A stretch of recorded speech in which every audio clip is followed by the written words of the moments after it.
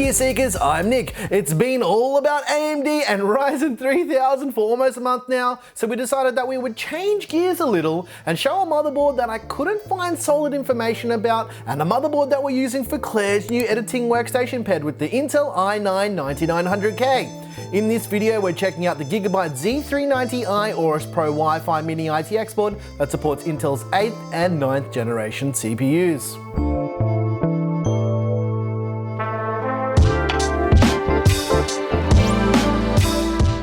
Just before we start this video, I want to make this super clear that our motherboard videos are not reviews. They're just overviews so you can get an idea of the feature set with these new boards and what physically comes in the box when you buy a brand new motherboard. We don't do VRM analysis or board teardowns or anything like that. Yes, I say this in every single video just to dispel that myth. There's plenty of other channels that do all this kind of stuff, so that's why we don't do them, so don't ask why we don't do that kind of stuff. Alright, let's check out the Z390i AORUS Pro Wi-Fi. Alright, let's take a look at the Z390i AORUS Pro Wi-Fi. This is a little ITX motherboard. It's really, really small. I love these ITX boards. Okay, let's get out of the way so we can take a closer look at what's in the box. The first thing we've got is the I/O shield. Now this will basically just show you what everything is on the back of the board. It's not integrated like most newer boards because this board is a little bit older. Next up, we've got some SATA cables. This is to connect up your spinning Rust or your 2.5-inch SSDs. I'm not sure if we're going to use this in the build that we're doing just yet.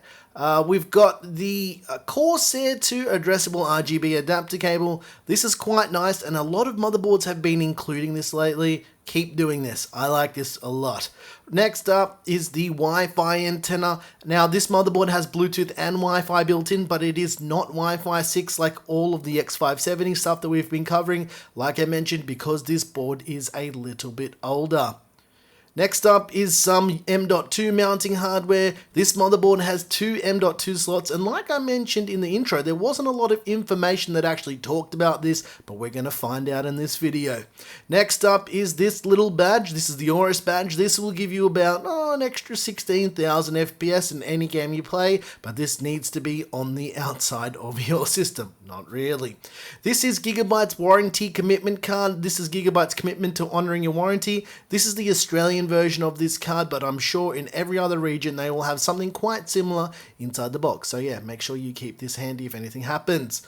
Next up is this circular device, which is filling up landfills all around the world, creating global disaster and global warming. No, actually, just give us USB sticks with the drivers.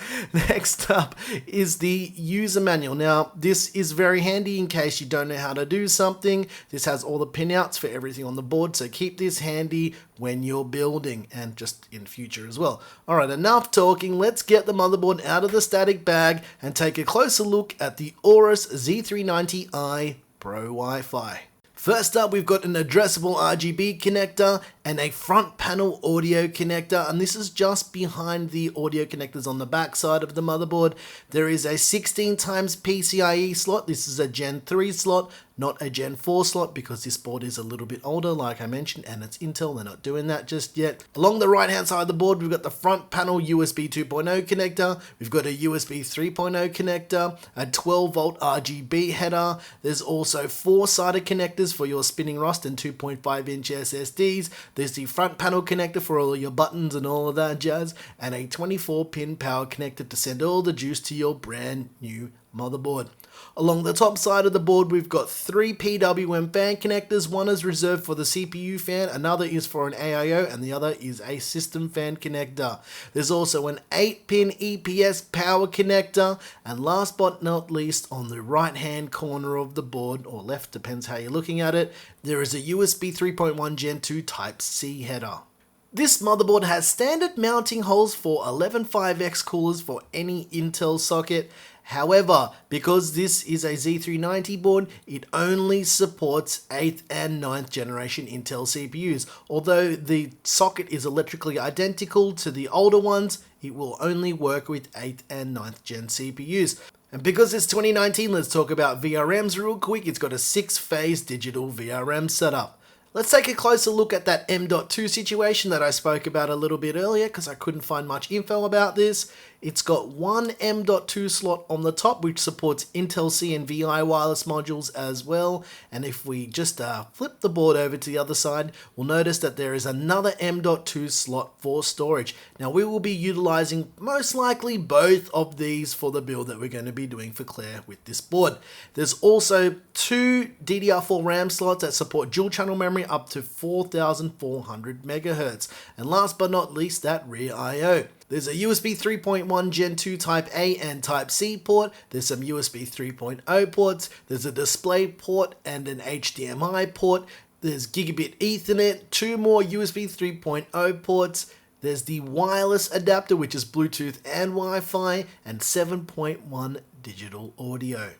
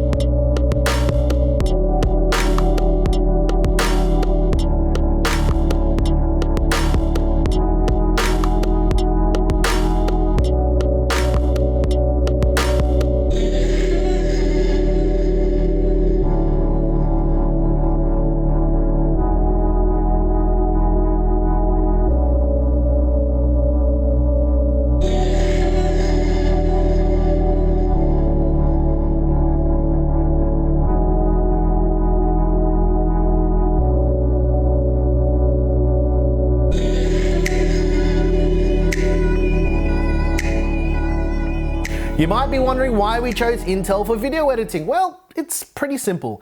Intel Quick Sync and hardware acceleration with the iGPU when rendering and for timeline performance in Adobe Premiere Pro.